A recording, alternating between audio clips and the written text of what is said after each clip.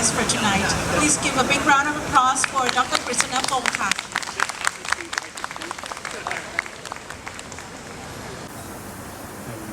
So that pavilion is over 50 years old.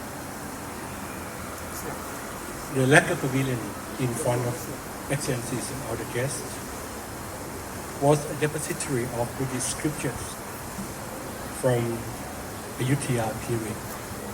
It's the only one left in Thailand. Normally the Buddhist scriptures would be housed in a hall, a pavilion built in a pond, so that the scriptures wouldn't be eaten by termites and everything. So that's before the advent of insecticides. We built the library, basically the library is built in a pond. I think it's the same in Southeast Asia. The palace is now under the trusteeship of the Jumpot Panchik Foundation. I think unique to the collections of this Sonakar Palace Museum is the lacquer pavilion, a boat that is used by His Royal Highness Prince Baripat Sukumpan, the father of the owner of this palace. So, in going around rural Thailand, visiting places, in those days you have to travel in a boat like this, and the boat would be pulled by people along the bank, or would be propelled by oarsmen, things like that. That's how I think people in the old days traveled before the advent of the road, and it is the only one left remaining as well. This one. And then you have the so-called Banchiang collection.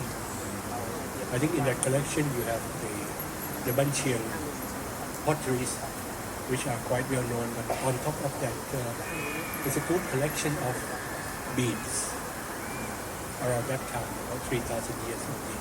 Very good collection. And also bronze work. Bronze work of Banchiang is one of the oldest bronze work in Thailand and Southeast Asia. And then you have the audience hall of His Royal Highness Prince Jumpot Kirtikara when he conducted official affairs before basically the whole bureaucracy is run by bureaucrats. This is how royalty run bureaucracy pre the 1932 transition into constitutional monarchy. So a prince would be designated by king to run certain departments basically, and then he would conduct the official functions for this kind of audience. As mentioned by the two MCs, that this evening event is an opportunity for the foundation to express our appreciation to all the partners who have contributed a lot to the foundation activities to turn vision and plans into reality. The foundation major partners are Ministry of Education of the 11 Southeast Asian countries, that is ASEAN and Timor-Leste. So, Excellencies, please accept our appreciation that the Ministry of Education in your countries have helped a lot in running the Princess Mahachakri Award activities.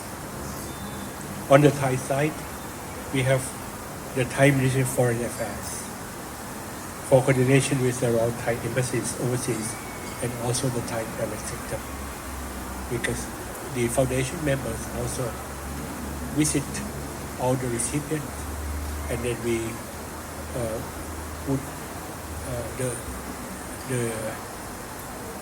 the embassies would invite basically Thai private sectors to meet us, because we convey the message that the award is an award of Thailand, not of the foundation. So all the Thais in Thailand and abroad should be the co-owners of the award. not just the foundation.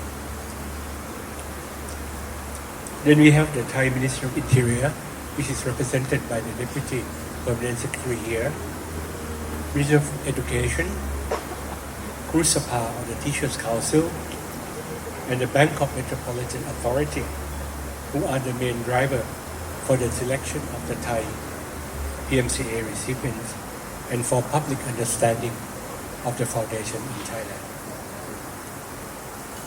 Then we have international organizations for education, including UNICEF, CMO, and UNESCO, for their support in linking the foundation with overseas organizations. And lastly, the other committees that help run the foundation. One is the Committee on International Relations, of which His Excellency Ted Bunnak is the chairman with a strong team from Foreign Affairs. Then we have the social engagement, basically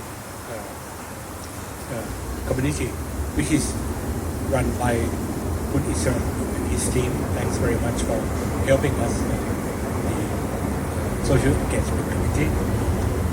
And then we have the public relation and communication, which is chaired by Kun Manit.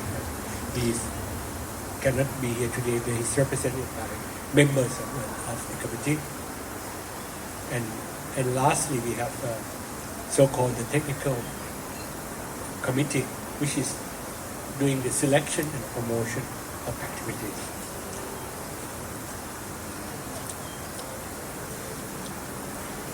Throughout 5 years, I think significant activities of the foundation would cover the award ceremonies, which is held once every 2 years, and the PMCA academic forum, whereby we invite the recipients to share their experience.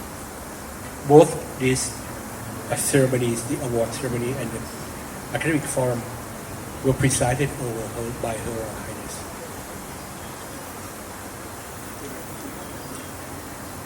I think one of the most impactful activities of the foundation is enrichment activities for teaching professionals of the awardees and how to scale up the best practice of these awardees in their respective countries and also among the 11 countries. Despite the disruption of COVID-19 early in the year, we still keep in touch online with all of the PMCA awardees. Actually, we become closer because now we can use Zoom meetings. Now and again, we can, in May, June, July, actually we call Zoom meeting every 10 days so that the recipients from 11 countries and teachers in Thailand would share experience how they cope with COVID-19. Actually, Thai schools learn a lot from ASEAN countries because many schools like Vietnam, they already opened their school at that time, while the Thai schools are still closed, and in many countries are still closed, and we learn how Vietnam prepared for the school opening, the kind of social distancing they undertook, the kind of activities they did with the parents, with the local government, so on and so forth. So we share. I think we organized 4 or 5 Zoom meetings for 11 countries to meet. That example of activities that we meet. The foundation implement activities in 2 layers. One is the international level with all the 33 awardees from 11 countries from 3 cycles. And the other is among the 500 Thai teachers in the foundation network. We are also fostering linkages between the 33 awardees and their teachers' colleagues in their own countries and among 11 countries. I think the foundation hope and intend that these teachers in the 11 countries would be the driving force of education in their own country. As an example of how teachers in the PMCA network can support education system in our 11 countries, I'm pleased to inform that the latest development initiated by Her Royal Highness after COVID-19 pandemic on the activities of the Thai Red Cross under her patronage. His Excellency State is also in the Thai Red Cross and is aware of this activity. Her Royal Highness would like the Thai Red Cross as a coordinating point in mobilizing teachers to help students in remote areas who have learning disabilities.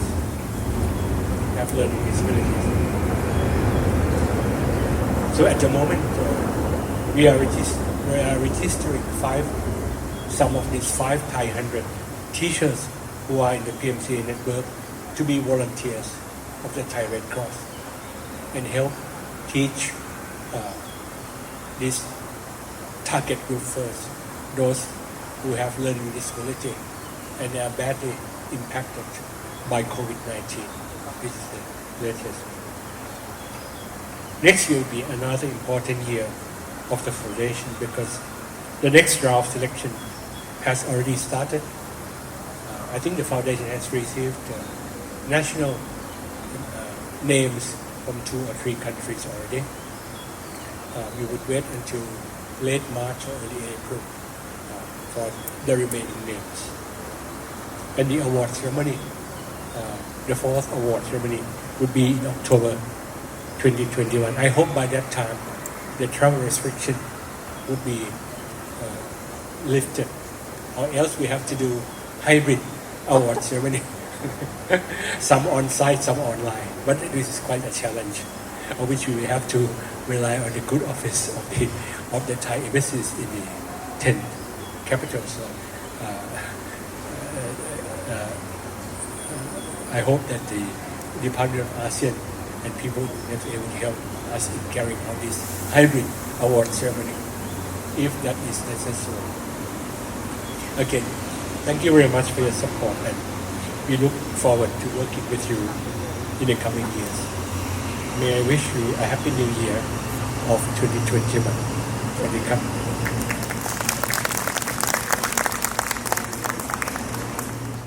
We have a very special privilege to use or to be here tonight for this special occasion.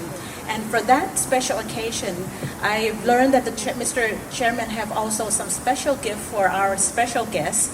We have like I said, we have a magic fan. We also have the magic bag, the purple magic bag. And within the magic bag, we have first book. Paintings by Prince Varanasi.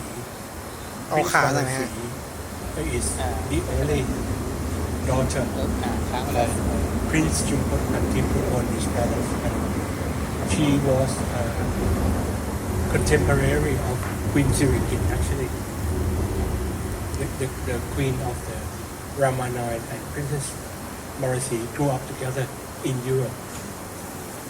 After the Second World War, she's an artist and spent most of her day in southern France.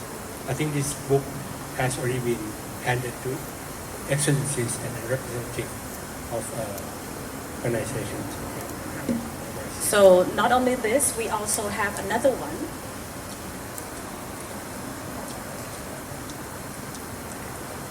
It's a book on Suanpakat Palace collection. It basically describes what we have here in Suanpakat Palace, all the art artifacts.